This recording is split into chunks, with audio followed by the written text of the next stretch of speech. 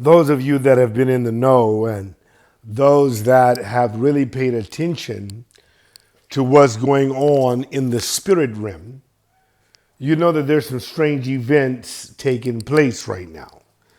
There are some things that are happening that are really weird. And a judgment, a type of judgment is going on. But it's not the judgment of God. It's not nothing like that. It is man judging man. And what I mean by that is karma has her sickle and she's given to every human being their just deserts.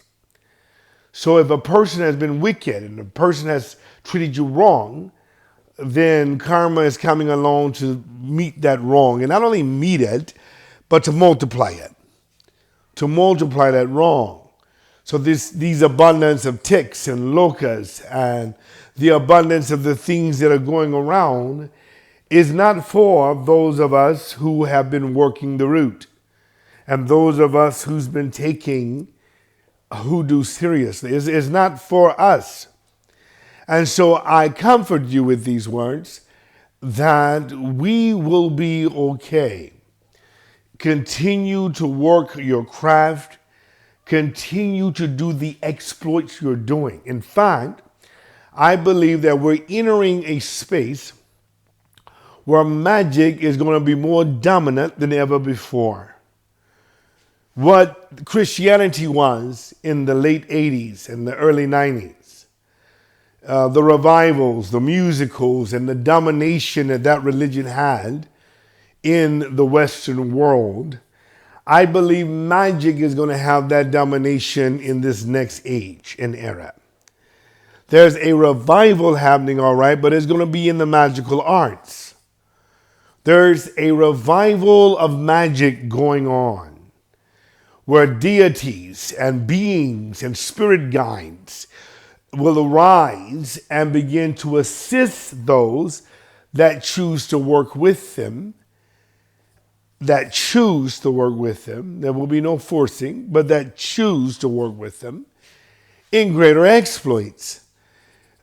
We begin to see the truth of the church. And we're seeing the truth of Islam and Judaism. And we're recognizing, whereas there are some good things in those scriptures, most of it is contaminated and most of it is bad. And so we're beginning to seek divine on our own. We're realizing we don't need a priest or a pastor or an imam to be close to the spirit of divinity. But we can do that on a Sunday morning in a park. We can do that in our backyards. We can do that on the car ride home. We can do that. And the spirituality that we're now embracing is way, way better than the uncomfortableness that many of us felt in the padded pews. So we are stretching out and reaching out and desiring more than what we've ever had spiritually. And I believe divinity is not only reaching down, but reaching within us and reaching around us, because it's impossible to be separated from God. It's impossible to be separated from divinity. How can you do it? How can you escape the presence of God? See, this is one of the reasons why the message of Christianity don't really make sense. When they teach us that the actions of Adam and Eve separated us from God. How is that possible? There's no way it is possible. You can no more be separated from God as you can be separated from air and still be alive in your body. This just doesn't happen. God is in everything. Olodumare is everywhere. He's in everything. He's in every verse. You cannot think a thought. You cannot sing a verse of a song. You cannot read a verse of any scripture without Olodumare. He's with the atheist. He lives in the atheist. He's in the breath of the atheist. He's everywhere. You cannot escape divinity. And because we're realizing this, we realize that the true message of Jesus was not to save us from a sin, but to save us from the insanity of men's oppression using religion. If you recall, it was not the normal people that crucified him, according to the biblical narrative. It wasn't the normal people who did that.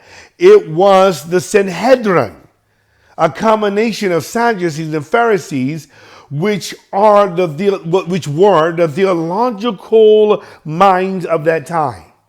And who killed him? The procurator, Pontius Pilate. Okay? And they saw themselves as gods as well. Roman leadership saw themselves as gods. That's what they did. So the religious people wanted Jesus gone, according to the biblical narrative. Just like they want to shut my mouth up, or anybody's mouth that speak out and say we don't need to be in church on Sunday or the mosque on Friday night. We can celebrate God the way we do it, and we don't need them telling us we're going to hell because we don't do it the way they do it. We don't need that drama. We don't need that stress. Okay? And so in the midst of this, I believe that divinity will show strength to the magical practitioner, and you will see yourself greater than you've ever seen yourself before.